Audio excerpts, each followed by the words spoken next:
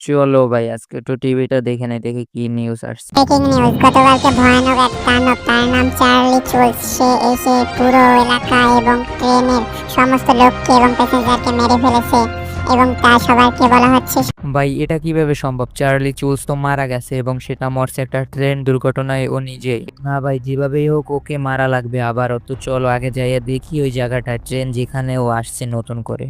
ভাই এভাবে আমার ঘরে বসে থাকলে হবে না, আমাকে যে দেখতে হবে যে চার্লি চুলস কখন আসছে এবং কিভাবে এসে ওখানে হাঙ্গামা চালাচ্ছে। তো গাইস আমি আমার হোন্ডাটা নিয়ে যাচ্ছি চার্লি চুলসকে দেখার জন্য, দেখিও এখন আসছে কিনা। আর মিডিয়া তো বলছে, টিভিতে তো বলছে যে ও নাকি রাত্রে আসে। তো ফাইনালি গাইস আমি চলে এসেছি গতকালকে টিভিতে যে জায়গার কথা বলছিল, এই সেই ট্রেন স্টেশন, এখানেই ছিল সেই চার্লি চুলস। সো গাইস দেখো তোমরা, চার্লি চুলস গতকালকে এখানে কি হাঙ্গামানা টাইনা করছে দেখো, পুরো গাড়ি করে সব ভেঙে চুরে তছনছ করে দিছে। আর দেখতে পাচ্ছ বড় বড় গাড়ি সেটা পুড়িয়ে ফেলছে।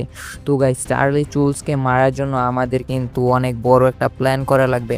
আমি প্রথমে একটা কাজ করি, আমি আগে দেখি চার্লি চুলস কোন জায়গা থেকেও আসে। ও মনে হয় সামনে থেকে ওই লাইন থেকে আসে, কারণ গতকালকে যে প্রেস মিডিয়া টিভিতে বলছিল যে এখান থেকে নাকি চার্লি চুলস আসে। আমার মনে হয় এখান থেকেও আসে।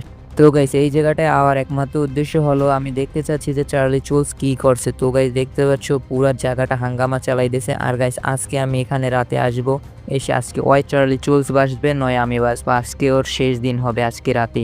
তো গাইস আমি এখন এখান থেকে যাই, আমি রাতে আসবো কালে ও এককালে ভালো মতন ওকে মারার জন্য। তো গাইস আমি আমার বাড়ির উদ্দেশ্যে রওনা দিছি এবং রাতে দেখা যাক ও কি আসে কি আসে না। তো গাইস হয়ে গেছে রাত এবং চলে এসেছে সেই দিন, আজকে চার্লি চুলস বাজবে নয় বাজবো আমি। তো চলো গাইস আগে ওকে মারা যাক এবং আমাদের এই গ্রামকে মানে এই সিটিকে পুরো বাঁচানো যাবে।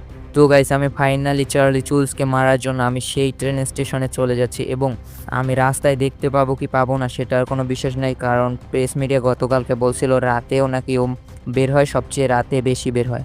তো গাইস অবশেষে আমি কিন্তু সেই ট্রেন স্টেশনে চলে এসেছি এবং আমি চার্লি চুলসকে এখনও কোনো জায়গায় দেখতে পাচ্ছি না। আর এখানে অনেক লোক আছে, ওদেরকে সবাইকে বলতে হবে যে আজকে এখানে চার্লি চুলস আসে এবং তোমাদেরকে কিন্তু মেরে ফেলবে।